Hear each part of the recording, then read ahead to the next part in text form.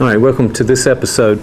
I'd like to talk a little bit about the characteristics of effective counselors. There's several lists out there, but generally speaking, there has to be, for professional counselors, there has to be a self-awareness and understanding. Someone who can really look at themselves and honestly and openly and look at their good points, but not their not so good points, their experiences, and look at it in detail, and not use those defense mechanisms that maybe we'll talk about later, that in order to avoid looking at some of the important things about a person. So self-awareness really means that you're open to looking at yourself. Now, good psychological health, I think, is extremely important. Sensitivity and understanding of racial and ethnic and cultural factors in yourself and in others. I think open-mindedness is an important characteristic.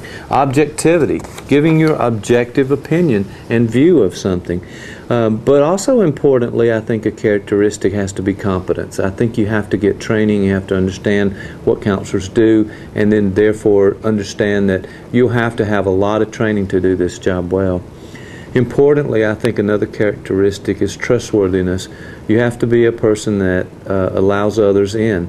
So you will have to be the person that people can trust and allow to talk about themselves with you.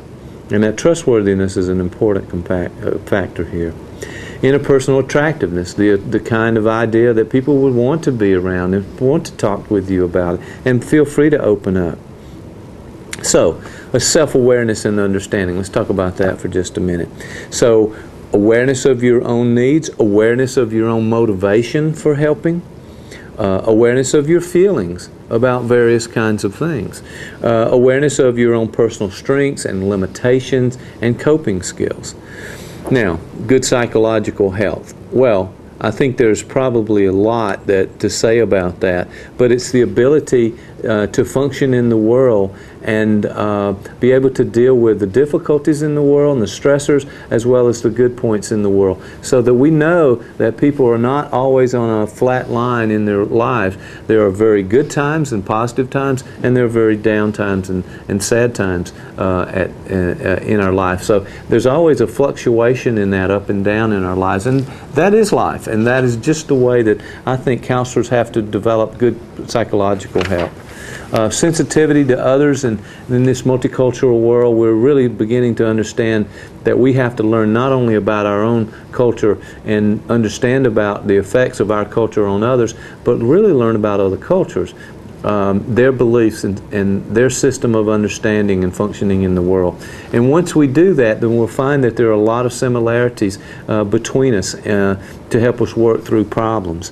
I think open-mindedness is an important and significant function, that we're allowed to accommodate and to listen to others' feelings, even though we may disagree or have values that differ. And that's going to be a difficult thing as we talk about it more, but that being open-mindedness means that we're accepting of others.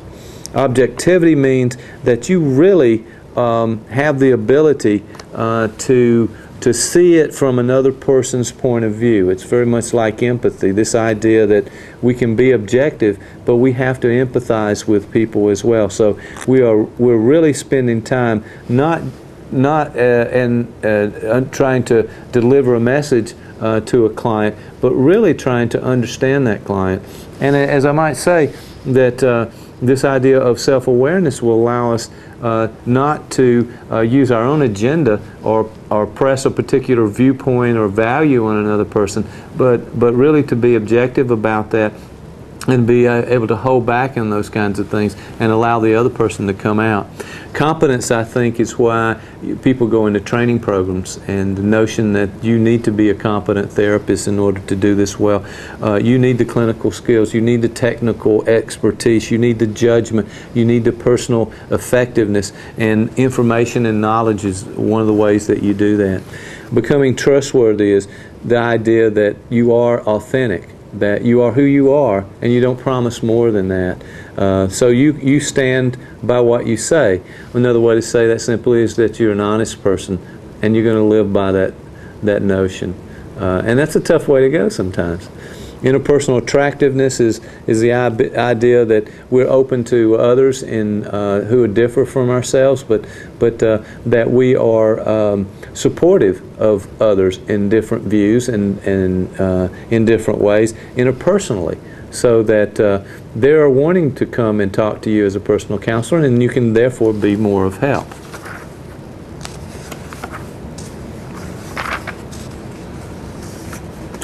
Let me just say just a little bit about the counseling process itself, and then I'm going to move to just a brief overview of the rest of our course here as we finish this section. The steps in the counseling process. So let's pay attention to that for just a moment. What do counselors do first, second, and move in through to termination? So I outlined it very briefly earlier, but let me go back and just add some more. In step one, there's an establishing of rapport and a relationship.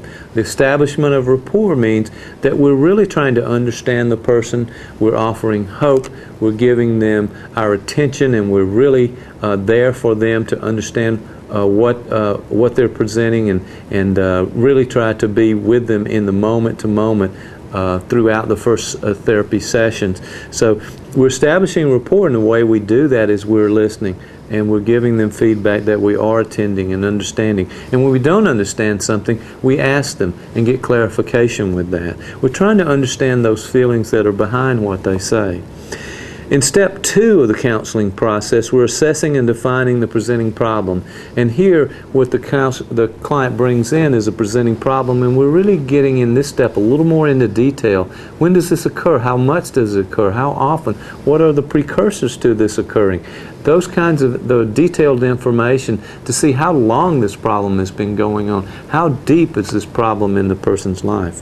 In step three, we're identifying and setting goals. So once we've identified this problem and we've got the details of it and we've built a rapport, then what we have to do is really begin to set some goals. Why are we meeting? How do we use our time? And in what direction should we go in? So oftentimes counselors come up with 1, 2, 3, sometimes more goals for that individual, and then they're working in those sessions, and every session connects with those goals over a period of time. In step four, we're choosing and initiating interventions, and here is where the counselor really needs to know their counseling theories and techniques, so that they can bring those interventions into the session, offer homework, give them activities to do in the session, and that connect with those goals, so that they can work through these problems. There's a term in psychodynamic psychotherapy called working through, and this is the midpoint in therapy. This is the part where you are working as a counselor and the client's working as hard as you, or if not harder, to work through these kind of problems. You are basing your response on the counseling theories that we know work, and the one that is best fitted for the client. Finally, in step five, we're planning and introducing termination and follow-up. So at that particular point, we may be closer to the goals that we've set up, and we've made progress in there, the client's made progress, and we're looking at ending the relationship. All of these relationships end at some point. I mentioned 6 to 8 sessions is the norm across the country. So within that time frame, there has to be these 5 steps kind of coming in and working. So I hope that's helpful to you to look at those 5 steps of the counseling process. Let's take a look now at our counseling textbook. And one of the things that we're going to do is, in the first section, is to read through the first 4 chapters. These chapters are fairly easy to read and brief, I think, and I hope you'll find them helpful to you in giving you an overview. The first 4 chapters, the first chapter really looks at the profession and the foundation, and some historical issues in the development of counseling. So first we look at the history and the trends of counseling. We'll then look at personal and professional aspects of counseling. We've done some of that today, but we're going to do a little bit more of that in depth. We're also going to look at something very important in Chapter 3, and that's the ethical codes. These are the ethical guidelines that help provide for an ethical practice in counseling. These are extremely important. We mentioned a couple of terms earlier, the notion of confidentiality and privacy. We have to protect that in clients. But there are many other ways to go astray when we're dealing with clients. The ethical guidelines, ethical standards by the organizations and the states that we practice in will help us understand how to have an ethical practice. Chapter 4 deals with our multicultural society and how we relate to and work with people of different cultures, and the importance of our own culture as well as the other person's, and how those work together to make things happen.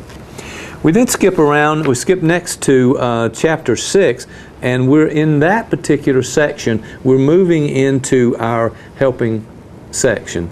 And in this section, we're really going to look at building counseling relationships, what it takes to build the counseling rapport that we mentioned a moment ago, this idea of how you start out to build a counseling relationship and what goes in that, as well as the work that goes into the counseling relationship.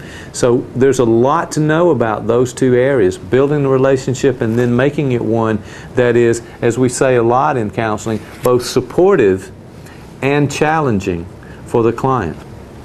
After that, we're going to start to look at starting in Chapter 9 with the actual counseling theories themselves. And so what they've done in this chapter, Sam Gladding has presented the Freudian view or psychoanalytic view of counseling, the Alfred Adler or Adlerian view, and the humanistic theories of Carl Rogers and so forth. So those are three of the areas and theories that we're going to be looking at, and how counselors use those that I think are going to be helpful to you. Now, there are many more. Some people have said that there are over 400 different counseling theories, and in one study said 2,500 counseling theories. But mainly people are using a shorter list of counseling theories, and we're going to focus on the most common ones. So psychoanalytic, Adlerian, and the humanistic theories. And then the next chapter we're going to look at behaviorism, the behavioral approach to counseling, as well as the cognitive behavioral. Very two distinct theories that we'll look at, as well as family systems. Then there are a lot of theories within the family systems approach, as well as brief and crisis theories of counseling in Chapter 10. Now, the other thing we're going to do as we move through that therapy section, and we look at these theories in that section, is that we're going to also look at group counseling. Mostly so far we've kind of focused on this individual counseling idea, but we are also know that a change occurs, a very effective change occurs when people go into group psychotherapy, into group therapy, and there are lots of different groups and processes and information that we need to learn from that. We're also going to move into Chapter 16 and 17, and Chapter 16 is focused mainly on marriage, couples, and families. And so that family systems therapy is what we're going to focus on there, as well as in Chapter 17, professional school counseling. We have a very robust school counseling program here. These are folks who work in the schools with the kids day to day throughout the week, and they have a very tough job, but they're sometimes the frontline people that really help with kids who are having difficulties. Now, in the last section, the person of the therapist and the person section, we're really looking at here in the training and the supervision of counselors and what it takes to become a counselor a little more in depth. We're also looking at the personal issues that may come up for counselors as they're in training and in the therapy process. So it's important, when we talked about those characteristics a minute ago, that we have that self-awareness and that trustworthiness and that ability to look at ourselves. And sometimes I think our own issues come up when we're counseling others. Now, we have to be able to manage that, and that is a very important part of the last section of the course. So that's a quick overview of what we'll do in Sam Gladding's text here. Now, during this process, we're also going to look at a lot of videos and some other kinds of things, not just me lecturing, but we're actually looking at counseling sessions, hear from other people, and provide you with an overview of the counseling discipline, the counseling profession. So this, after all, is the introduction to it, and so we'll survey a lot of this information.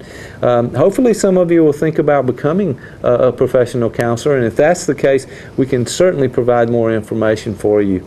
Now, As I end up this episode 2 in this introduction section, I would like to say that as you get familiar with the interface here and this particular website and become familiar with your assignments and what you have to do, if you have questions about this, please email me. I'll be happy to talk with you about that. I wish you the best of luck in that. And let's take a look now at the questions at the end of episode 2. Thanks for viewing.